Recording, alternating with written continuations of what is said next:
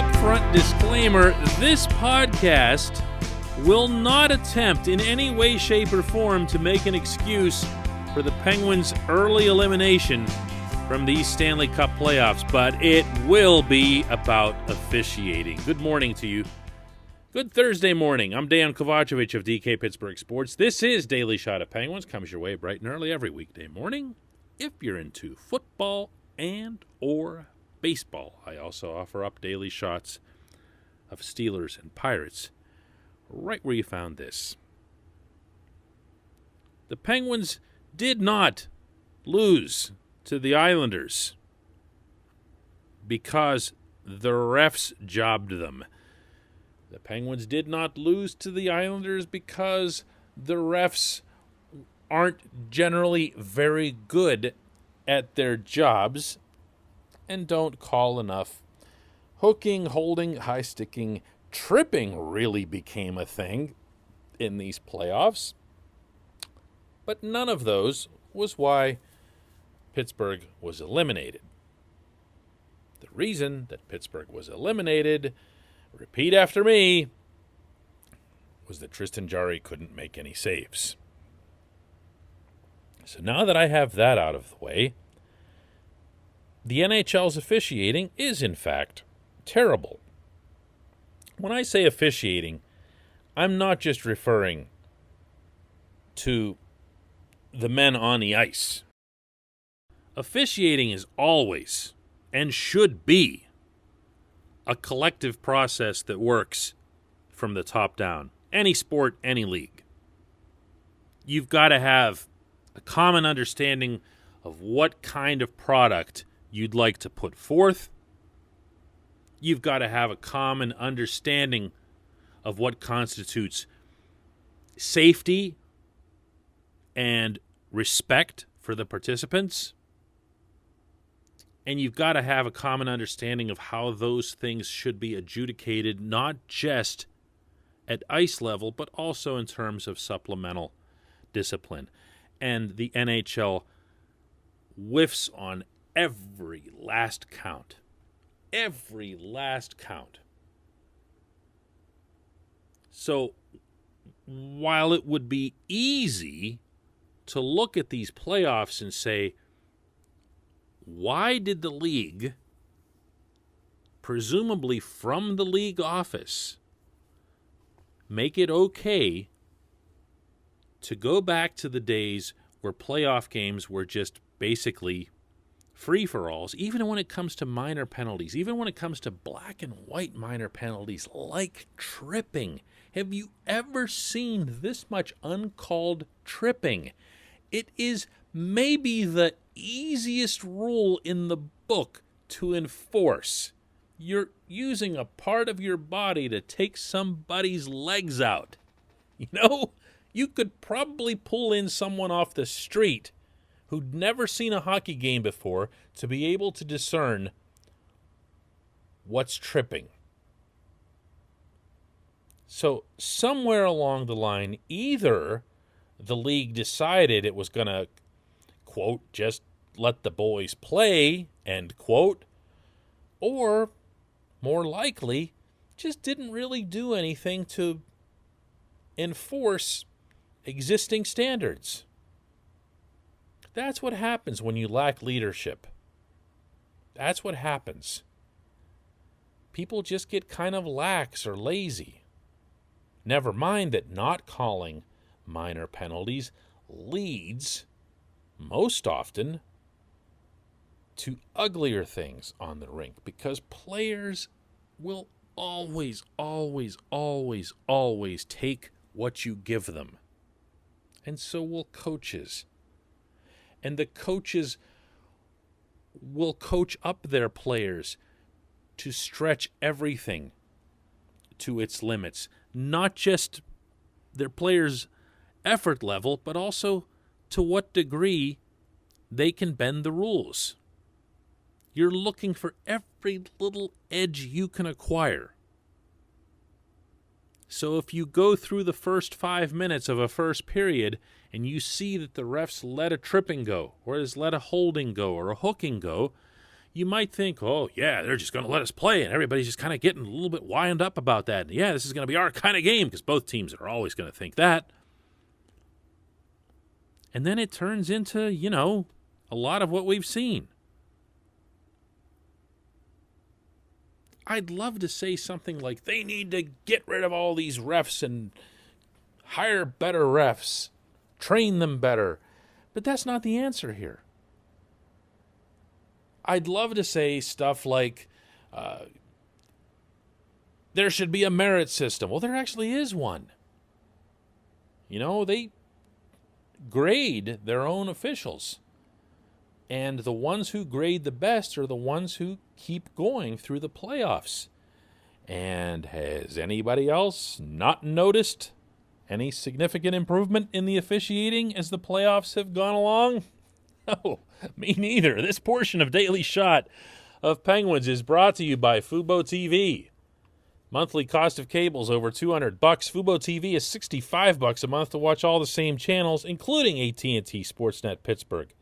Right now, our listeners of this show get a free 7-day trial and 15% off your first month by going to FuboTV.com/DK. I'm going to give that to you one more time. FuboTV.com/DK to get 15% off your first month. We have it. It's actually really cool. Fubo TV. The officiating's not getting any better, and that's not going to change. That's not going to change because the way hockey works is that the template gets set in the first 2-3 games of the first round. And that's just how it's going to be because now they're afraid of being inconsistent, or now they're even more afraid, if I put that more accurately, that if all kinds of penalties start getting called, penalties that should have been called from the outset, they'll make it look like they're backing off of public criticism, and there's nothing these people hate more than that, these people running the NHL. Not the public criticism, but the idea that they'd be acquiescing to that public criticism. That's what burns them up. So what you're seeing is going to stick, and it's unfortunate. What needs to change? I could give you some 50-point analysis here on that. But what really needs to change is the commissioner. Gary Bettman's been in place for a long, long time. He's achieved something that nobody thought was achievable in bringing in a salary cap. That likely saved hockey in Pittsburgh, in other markets, and in almost every city in Canada that currently has it, other than Toronto, Montreal, and maybe Vancouver. But that doesn't make him a good commissioner. The commissioner is more responsible than anybody for that very first thing that I mentioned at the top of this show. And that's that vision of what do you want the game to be. This is a league that treats fourth liners the same as first liners. This is a league that treats its slugs the same as it does its stars. This is a league that can't gain any traction in the mainstream realm of professional sports, in large part because of this thing. Because Connor McDavid can walk right down Broadway and not get recognized. And that's, where do you change that? What lower level, what lower tier changes that? This is a league that finds excuses relentlessly for a scumbag like Tom Wilson, that lets Ryan Reeves off with a 2-game suspension in the playoffs after he pulled out a significant clump of a dude's hair while he was holding his head down with his full body weight using his knee. 2 games. This is a league that's got no clue as to who it wants to reward or punish for what kind of behavior because it doesn't have a vision. Don't get me started on Mark Scheifele getting 4 games. You can say what you want about Scheifele's hit. Fact of the matter is, if one of those goon guys delivers that same hit, he's getting a fine or a couple of games. Why? Because Bettman employs a goon, George Peros, in his Department of Player Safety offices. Scheifele, a highly skilled player with absolutely no track record, goes flying down the rink to try to keep Winnipeg from losing a game by giving up a near certain empty net goal. He trucks the guy. It's dangerous. It's suspendable. 4 games is fine so long as you're doing at least the same to your repeat offenders. This league's system, top to bottom, of officiating is a complete joke. It's not about the referees on the ice. It's not about just George Peros. It's not about having a dinosaur like Colin Campbell still hanging around the NHL offices like Milton in the basement at Initech, where he never actually goes away. And no one even remembers who hired him or whether or not he was fired. Colin Campbell just never leaves. Until that changes, and I mean at the very, very top, this sport's just going to keep going exactly as it is. The people who love it will love it unconditionally. The people who don't know about it or don't care about it will continue exactly both of those practices. When we come back, just one question.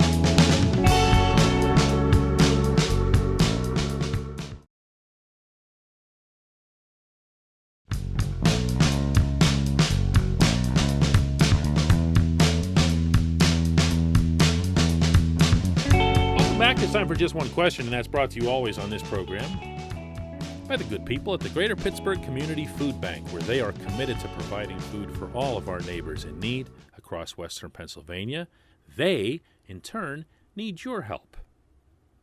Go to pittsburghfoodbank.org to find out how $1 is all it takes for the food bank to produce 5 full meals for those in need. One more time, it's pittsburghfoodbank.org. Question comes from Richard Carlson, who asks, do you place any importance on the fact that the highest paid NHL players other than goaltenders are out of the playoffs? Well, I'm going to explain your reference there, Richard. Out of the NHL's top 19 highest paid players, the only one still participating, and this was true entering the second round, is Carey Price of the Canadiens. That's it. Everybody else been wiped out. Now, are your best players always the ones who are the highest paid? No, but the list of names is really, really, really impressive. And in contrast, it's really, really depressing that none of them are in. Are there still great players participating? Sure. Are there still great teams? Yes, I could make a solid argument that the 3 best teams that entered this tournament are still playing. And that means Tampa, Colorado, and Vegas. So it's not as if, all of the great whatever have been thrown out or whatever. But there is something to be said for the fact that some of the individual stars are out. And so that I can try to remove, any Pittsburgh components of this, because no matter how I phrase it, it's going to sound like it comes with some bias. Edmonton is a case that maybe should jump out more than it does. Yeah, we all assume that the Oilers stink at everything, and that even when they're handed generational talent after generational talent that they'll somehow find a way to screw it up. And the Oilers really have in a lot of different ways, mostly because they've not recognized at all the McDavid window along with Leon Draisaitl in the fact that they still hold on to all their draft picks. Like, they need Jim Rutherford in the worst way. They need someone to just walk into that situation and say, I do not care about draft picks. I do not care about prospects. I'm getting rid of everybody so that these two guys can win. But they don't. So that's on Edmonton. But at the same time, don't tell me that if this sport weren't structured differently, if the Stars, if the two highest scorers in the league, in McDavid and Draisaitl, weren't playing a different game that was even more open, that was even more friendly to stars, that rewarded skill and speed and tenacity and all that other stuff that those types of players bring to the equation. Never mind entertainment level, and never mind, fans enjoying more of what they're watching. If that were to be the case, I don't know. Edmonton's not a great example because they are Edmonton. But there are other superlative players who, in a different setting, be a lot more visible. And by that I mean, a lot more of them would still be playing. For how much longer, I don't know. But I also don't want to take that concept too far because, again, the teams that are still in this, it's really, really, really tough to argue against any of them except the Canadiens, who came out of what was obviously a garbage division. Appreciate the question, Richard. I appreciate everybody listening to Daily Shot of Penguins. We'll do another one of these tomorrow. Hey, everybody, thanks for listening. Please subscribe to our DK Pittsburgh Sports channel, and don't forget to hit the bell to get notified every time we post a new video or podcast.